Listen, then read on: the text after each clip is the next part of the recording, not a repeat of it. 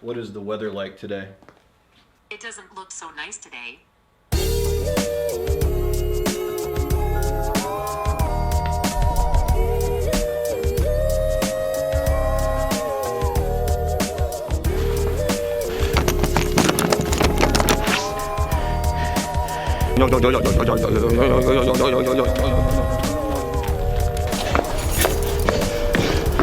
Where's your robe, you madman? I'm freezing! All right, getting set up. I've got to get the wood to the perfect size before I can smoke it. First start.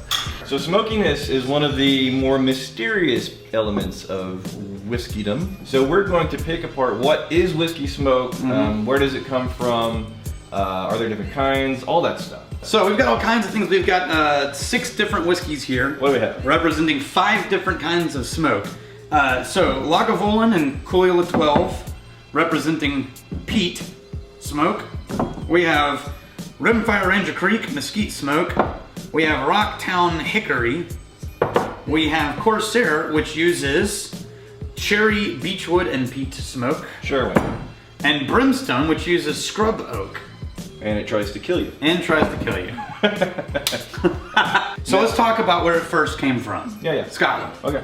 And Ireland. Now all it meant was, this is the thing you need to know, when it comes to smoking something, right. When people talk about smoky or peaty, if they're being super snotty about what they're tasting, they will be referencing 2 different kinds of flavors. Peat smoke is what is responsible for the smoky flavor in Scotch. So there's a difference between peat flavor and smoke flavor. But they both come from burning peat. Got it. So now why did they do this? That was their firewood.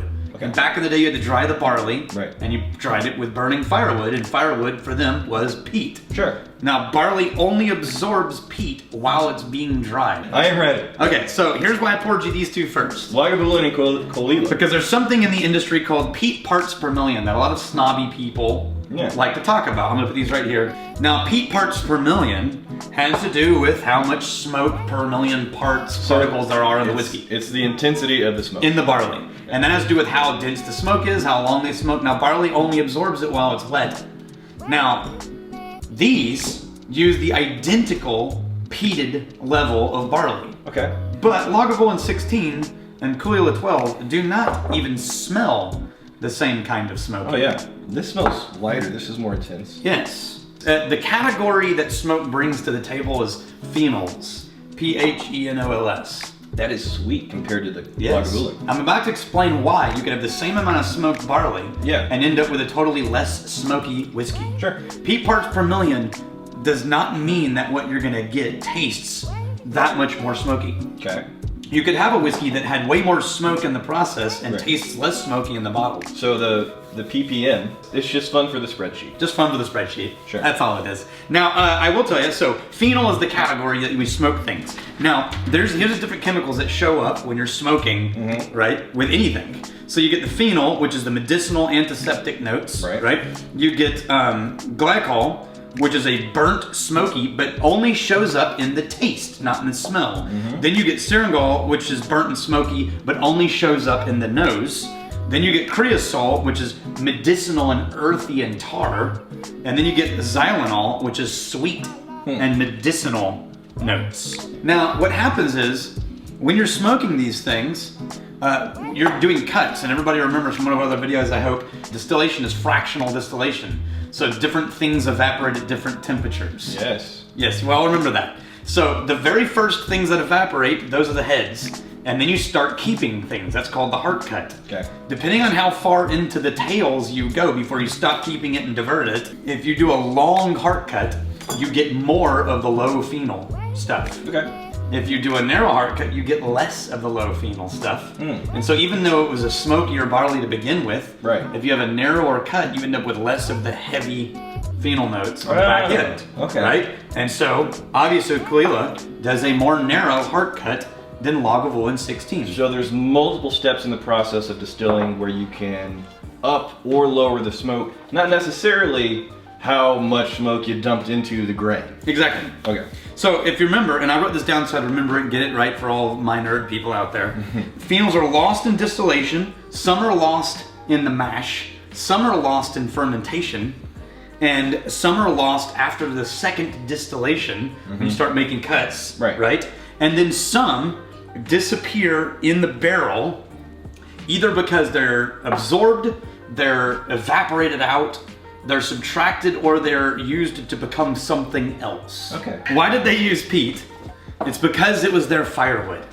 In America, you get people trying out different kinds of smoked things. As a matter of fact, Colkagan in New Mexico, which I don't have a bottle of, is owned by a Scottish guy, and he started smoking things because using the local firewood, because that's basically what the Scots were doing. So he was staying true to the method, if not the product. So have I asked you about Rimfire? There we go. This is Texas Ranger Creek Rimfire Mesquite Smoked Whiskey. There's two places you could put smoke in the process.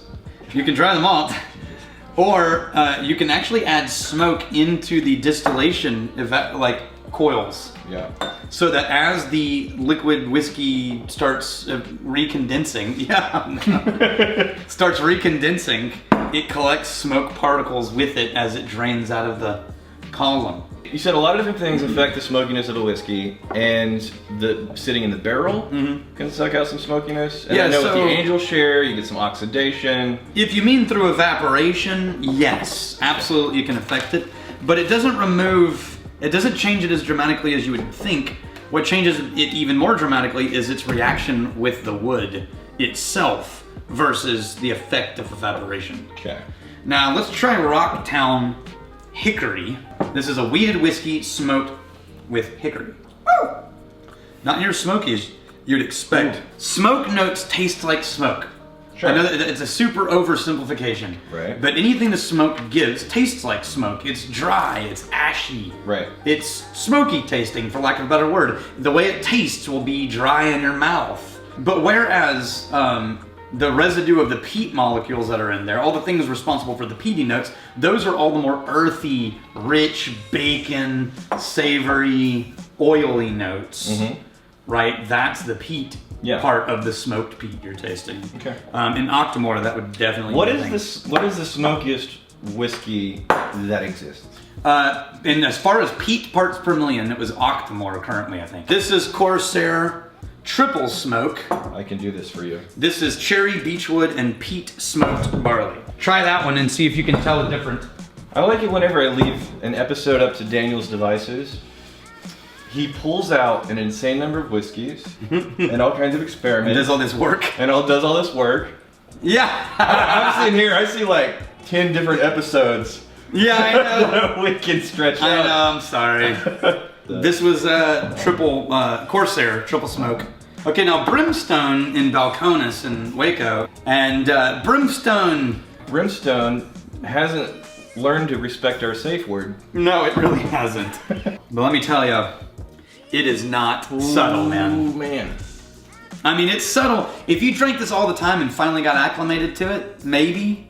But even for somebody who drinks super peaty whiskeys all day long, that shit is hardcore.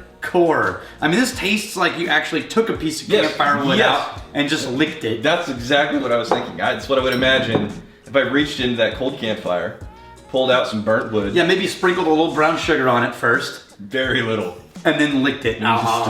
Disgusting. Now, let's see what happens when we pour we got the most heavily peated, I'm getting low, most heavily peated whiskey in the world. Okay, so this is the that's brown sugar and that's the Octomore something barbecue. Oh, that's so good. Ooh, that's savory. Oh yeah. That is meaty. That's that maple bacon we made the other day. Meaty, savory. Mm-hmm. Coming off of the Brimstone. This tastes sweet and beautiful. It tastes sweet and beautiful. Yeah. One of the things you and I have debated about multiple times is Brooklotic. Mm-hmm. The Lottie. It's unpeated. Well, it says so on the bottle. I think it's a vast conspiracy because this thing, to me, tastes like surely this has to be peat smoke. Yeah, okay, so remember, you will never get peat flavors from an unpeated whiskey, right? Just because the water runs through peat, that doesn't mean anything. The parts per million in that water are so small that by the time all the processes are done, the effect of that is gone forever. Right. However, malted grain often has a leftover kind of oily, earthy note to it. Right. And depending on where the grain malt you're using came from, you could absolutely get some earthy flavors in there. And there's one more smoke thing we didn't talk about yet. Okay. Barrel char. Explain this to people. Whenever whiskey goes into a barrel, it's not just, you know, the same kind of wood on the inside as it is on the outside.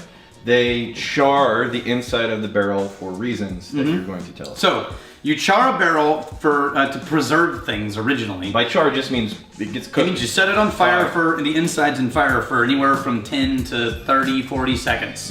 That's it. Just flame it out. Yeah, right? flames come pouring. And there's out stuff. different levels of char. 1, 2. The most common are 1 through 4. 4 ends up looking like alligator skin. Yeah. 1 just looks, and then you can toast a barrel too. You can just sort of toast it without actually setting the direct flame on it. Yeah. And each time what you're doing is you're changing the chemical nature of the wood, creating more surface area, caramelizing wood sugars, and essentially opening up and cracking apart the lignins and all that kind of stuff. Yeah. Then when you pour high alcohol into it, it interacts with the wood sugar caramelization and the barrel char, and that's where you get the red notes and you get the dark whiskey colors, and that's where you get the vanilla notes interaction with, and the phenols interact with that. Yeah. It changes the nature of that content. So the thing is, barrel char could absolutely result in a flavor that your brain would think is smoky if you are not a smoky whiskey drinker. Right. Like a high barrel effect bourbon. This is the latte? Yeah, but hang on a second.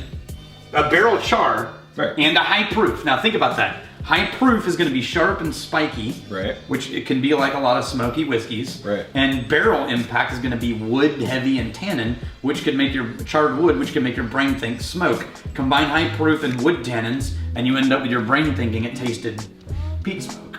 Damn it. But water this down to remove the alcohol burn. And That's hang on. that's a lot of water. Yeah, you got to bring. This is a 50% alcohol. Yeah, but We're gonna bring it down to like 35. And now, notice all you get is the sweet notes with a little bit of spice. And that's gonna be more of the wood notes. oh yeah, See what I mean? that's sweet wood. Once you remove Sweet the wood. alcohol burn, your brain quits interpreting that as smoky. Turns into sweet wood. We often see this progression when somebody gets into whiskey and they're starting with more of like the sweet whiskeys, the fruity whiskeys, the more beginner-friendly whiskeys. Right.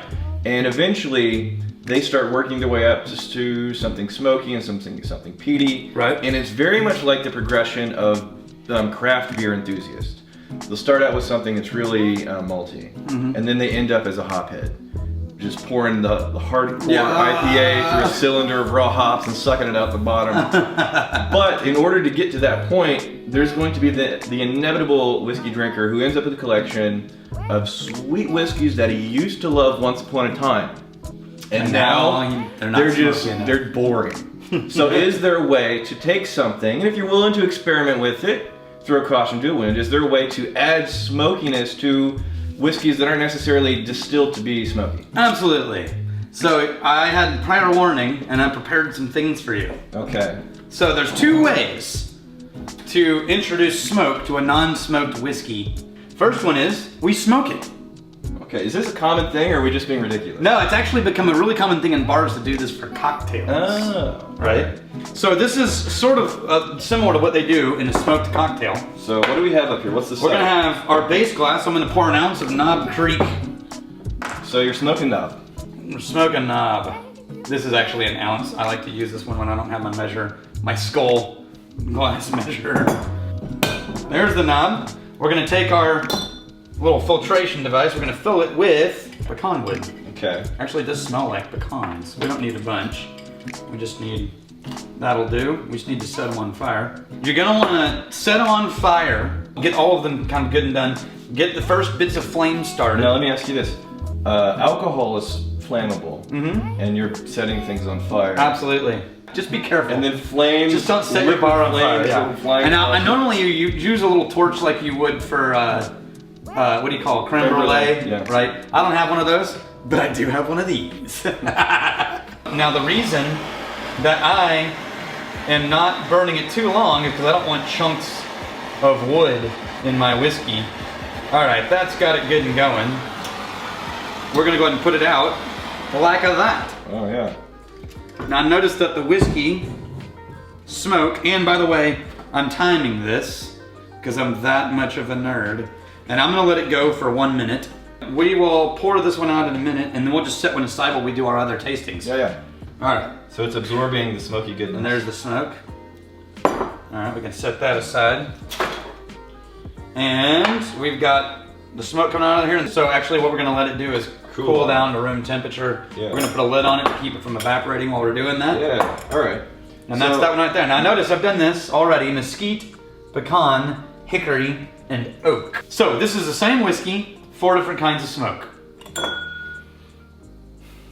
Mesquite, wow, just in smell alone first. That smells totally different. Man! Oh, like a punch. Dude, the hickory. Punch in the nose on that mesquite. So far the hickory is the most different. Whew. We may need to, see how different the hickory smelled? I mean, we may need to do it for like 10 seconds. Now, 60 seconds is long. Normally you want to do it like 20 to 30. I just wanted to make the variations really dramatic. You know what this reminds me of? The time we blended a cigar. The oak. The time we blended a cigar. Absolutely. Let's try one where we hardly do it in there for any time at all. Yeah, just a minute's too long. A minute's too long. Which one do we want to use if we're going to do a really short smoke? Do hickory. Let's try that. 1, 2, 3, 4, 5, 10. So now, what was amazing to me on these, the liquid absorbs so much smoke, and it wasn't me smelling out of the glass. I intentionally didn't breathe in until I got the liquid in my mouth. I pulled it away.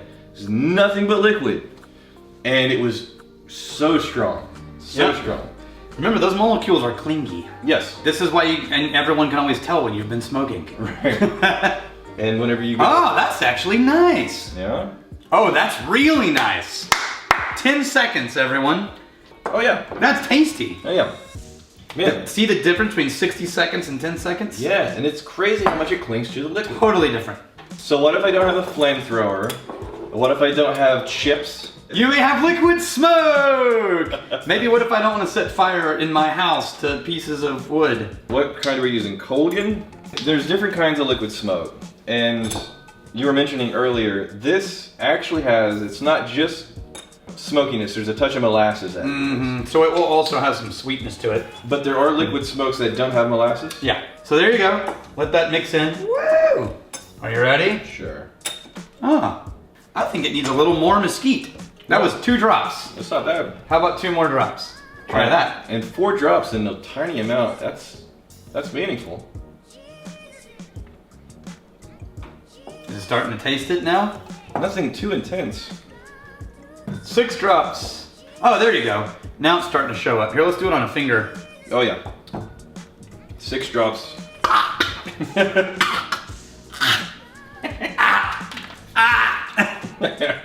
Now this. All right, so should we add more drops of these? The hickory is still the nicest, I think. Yeah, I'm gonna go hickory. So I would say if it comes to burning and doing your own smoke, 10 seconds. If it comes to liquid smoke, 5-6 drops per ounce. Can I say this? This is gonna be horrible. I kinda like the results of the liquid smoke better. Yeah, me too. That's horrible.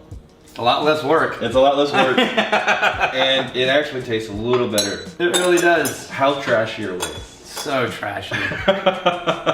Okay. Oh, here's the Ranger Creek. So we're talking about different ways to smoke a whiskey, and we had a ton of comments from people in the whiskey tribe, which is awesome. Yes. Yes. Some specific ones though. Andrew Vecchi, are the whiskey oils just carbon from the smoke on the malt that mixes with water? Sort of. So malt absorbs the smoke until it's dry. And then when you add it to the mash and everything, that flavor is part of the water. Is there, this is Damon Thornton. Damon Thornton. Is there a suitable replacement when peat levels run too low? Because in Scotland, they're digging up the peat. Oh, so here's something that's good to know. Yeah.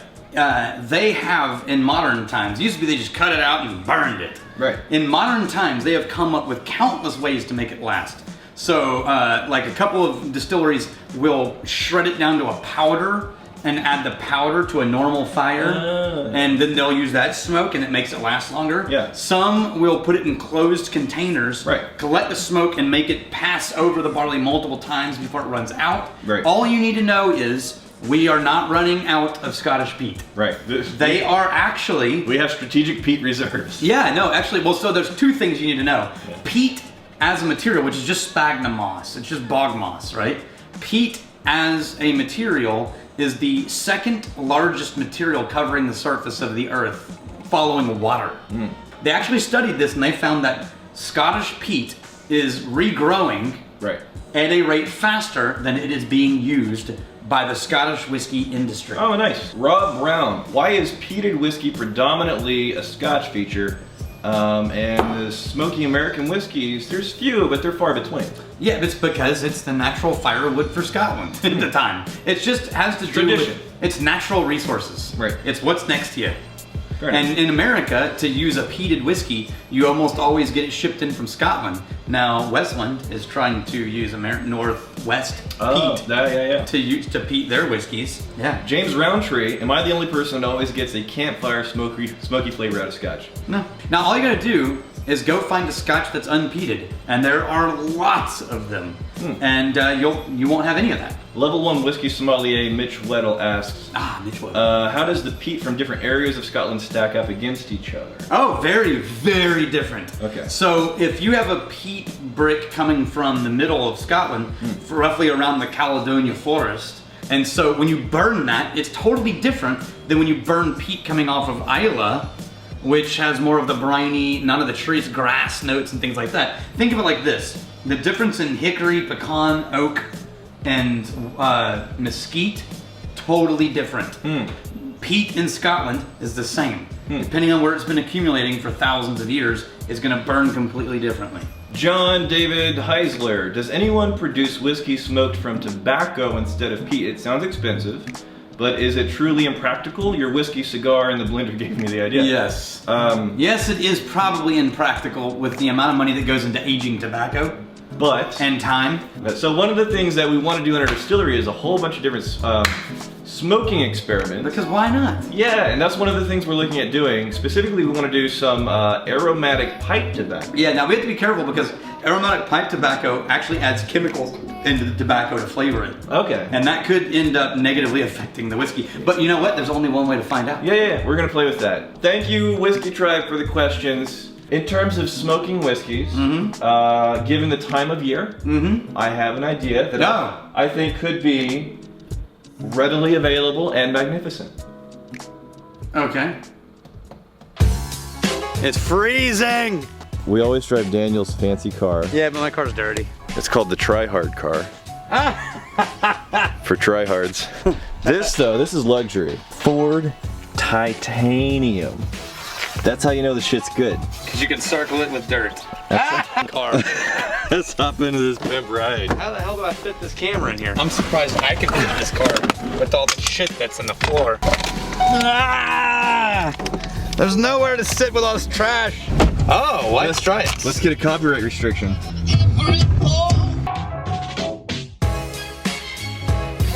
Let's smoke a whiskey. Oh no. That's our moonshine. Yeah. We like to age our moonshine on direct concrete. We're out at the distillery. Yeah. We're making a tremendous amount of progress. Yeah, it still looks just like concrete. To the layman, it looks like it's just concrete. We did get a list of all the materials we have to order to start construction next week, so that's helpful. So we're ordering things. It's hard to show that on camera. But I wanted to do my version of how to smoke a whiskey. Wait, is thermite involved? There's no thermite. Okay. Okay. Are those fireworks? Just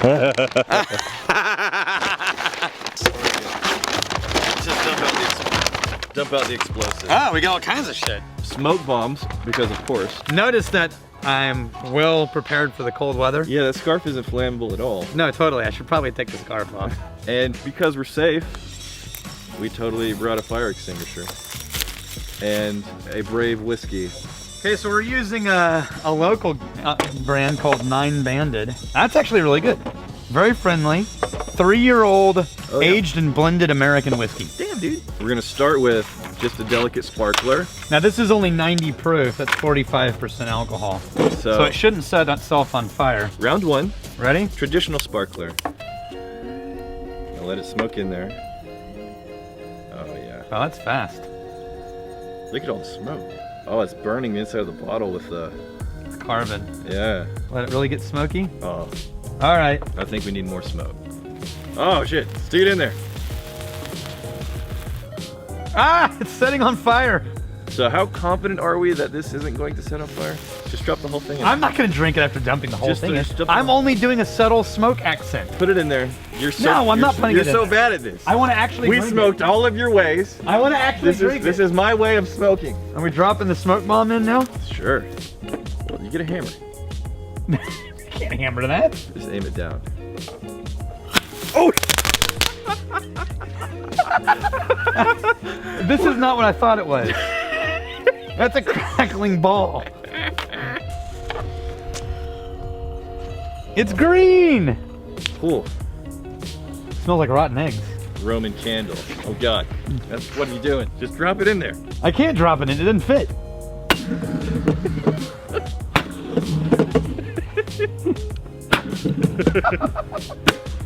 Oh yeah.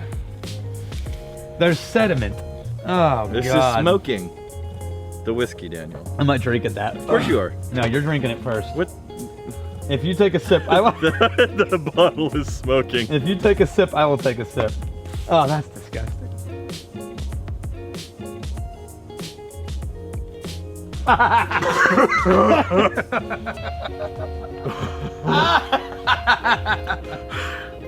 Oh. Yeah, I can't do it. That's an immediate retch right there. Yeah, I smelled it coming out of the bottle. You. Oh god. Daniel. I know. It's that voice. I'm not doing it. I think we need to celebrate with fireworks. 9-banded whiskey does not need fireworks. No, It's fine. much better without it. It's fine just as Yeah. it is.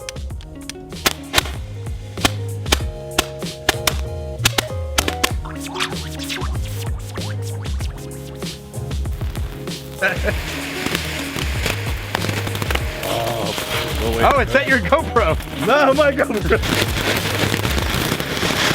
Rex, it's time for the friendship flower. Look, it's the friendship flower. Oh, that's adorable. Are you my friend? I'm your friend. There you go.